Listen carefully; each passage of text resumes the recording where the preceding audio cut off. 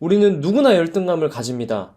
아들러 영어는 다들 인용하니까 간지가 안 나서 빼겠습니다. 그럼에도 불구하고 우리는 열등감을 완화하기 위해 시도해 볼 만합니다. 지금 이 시대의 집단적인 열등감은 병적이며 개인적인 차원에서도 이 채널에서 집중하는 실천을 방해하고 있다면 문제를 해결해야 하기 때문입니다. 더불어 극심한 열등감은 정신건강을 해치고 행복을 저해하기 때문에 그런 경우 반드시 극복할 필요성이 있습니다. 하지만 유튜브의 심리 콘텐츠들은 대부분 헛소리를 하고 있습니다.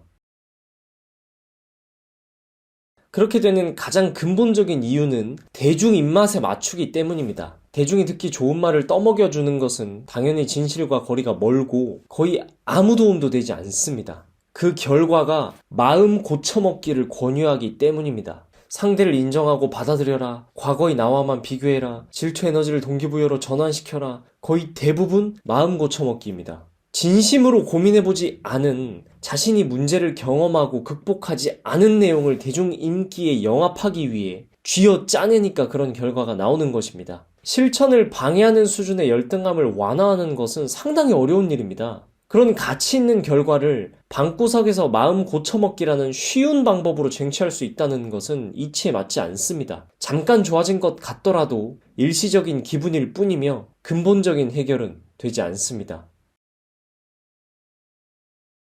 저는 대학생 시절 잠시 휴학을 하고 프리랜서로 일을 했습니다. 지금처럼 말솜씨로 먹고 사는 일이었고 어린 나이에 비해 상당한 성과가 있었습니다. 그런데 꽤나 자주 연락하던 동창 중에 저에 대한 열등감이 너무 심한 친구가 있었습니다. 그 요인은 여러 가지였는데 일단 지능은 저보다 압도적으로 좋지만 가정 형편이 좋지 않았습니다. 그래서 배달 일을 하면서 회계사 공부를 할 수밖에 없었습니다. 사실 그 정도 머리면 회계사 시험은 따놓은 당상인 수준이었는데 그럼에도 아직 이루어진 것이 없는 상황에서 여러 성취를 일찍 보였던 저에 대한 자격지심이 심했던 것입니다. 저는 그때 당시에 성취들을 블로그나 카페에 상당히 자극적으로 자랑했습니다. 그리고 그 친구의 열등감은 아주 긴 장문의 반박 댓글을 남기거나 저에 대해 사실은 아주 신경 쓰면서 쿨한 척을 하는 것으로 발현되었습니다. 그것은 꽤나 오랜 기간 이어졌는데 그 친구에게 거의 모든 것을 해결해 주는 것은 힐링 콘텐츠도 아니고 인간관계 조언도 아니고 시험에 합격한 뒤 취업한 것이었습니다. 무슨 말을 하고 싶냐? 열등감을 근본적으로 완화하는 것은 내가 열등감을 느끼는 부분에서의 실질적인 개선이라는 겁니다. 그것 말고는 근본적으로 해결하는 방법은 없습니다. 뒤에 나오는 방법들도 어느 정도 도움은 될 수 있으나 실질적인 개선에 비하면 미미한 수준입니다. 오해하면 안 되는 또 하나 중요한 포인트는 실질적인 개선을 해보시면 아시겠지만 그 수준까지 도달하지 못하더라도 열등감은 상당히 완화되는 것을 아실 겁니다. 단언컨대 인간에게 개선의 과정에서 생기는 잦은 성취의 경험보다 더 좋은 신경 안정제는 없습니다. 특히 경제적인 부분의 개선은 인생에 너무너무 큰 자산입니다. 심리를 변화시킬 수 있는 최고의 수단은 경제적인 개선입니다. 절대적인 수준을 말하는 것이 아니라 개선이라고 했습니다.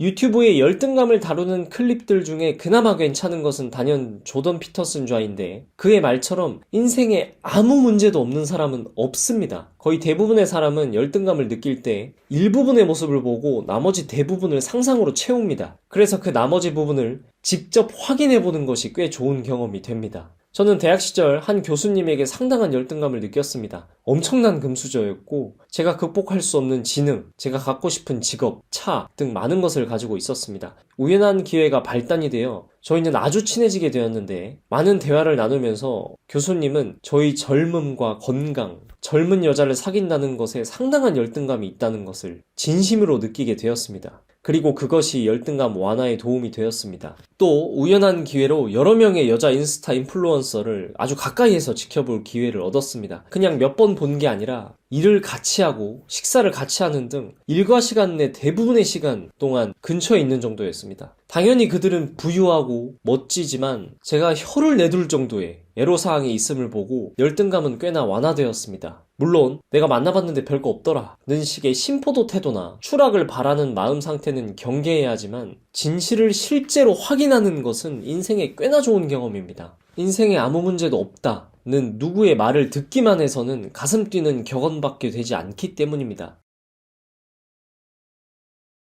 채널에서 가장 많이 이야기했고 가장 진부한 이야기를 마지막에 배치했습니다. 앞서 회계사가 된 친구 이야기에서 그 친구는 결국 잘 극복하게 되었지만 사실 극심한 열등감을 표출하는 시점은 꽤나 아찔했습니다. 시간을 되돌릴 수 있다면 그 친구 입장에서는 저희 자랑을 멀리하고 보지 않는 것이 리스크를 줄이는 것입니다. 극단적으로 가버리면 인간은 무너질 수도 있기 때문입니다. 도망간다고 자존심 상할 일이 아니라 인간은 모든 경쟁에서 승리할 수는 없는 것입니다. 그럴 때면 전략이 상당히 중요합니다. 온갖 방법의 팁들을 실험해 봤는데도 안 된다면 실타래를 풀려고 하지 말고 잘라내는 것이 가끔은 필요합니다. 그렇게 하고 시간이 흐르면 꽤나 개선될 수 있습니다. 시간은 정말 강력한 파워를 가지고 있기 때문입니다. 더불어 비정상적인 열등감을 유발하는 매체를 점검하고 조정하십시오. 무엇을 말하는지 아실 겁니다. 커뮤니티의 댓글 자랑들이 왜 심리에 압도적으로 작용하고 또한 전혀 인생에 참조할 게 못 되는지 스스로 비판적인 글을 써보십시오. 다음으로 자잘한 팁은 운동을 하는 것입니다. 헬스도 좋지만 저는 달리기를 추천합니다. 숨이 턱끝까지 차오르는 상황에서 잡념을 할 수 있는 인간은 잘 없습니다. 저는 최근에 인간이 하루에 일어나서 자기 전까지 단 한 번도 달리지 않는다는 게 정상적인 상황인가?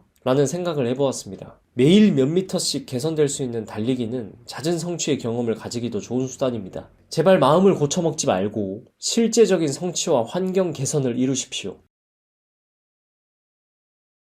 예상되는 비판은 너도 심리 콘텐츠들이 잘 나가니까 열등감 느끼는 거 아니냐? 라는 말입니다. 맞습니다. 당연하죠. 안 그러면 이런 콘텐츠를 왜 만들겠습니까? 감사합니다. 앞으로도 마음 고쳐먹기에 속지 않고 진짜 실천하는 법에 대해 궁금하신 분들은 구독하시고 알림 받아보세요.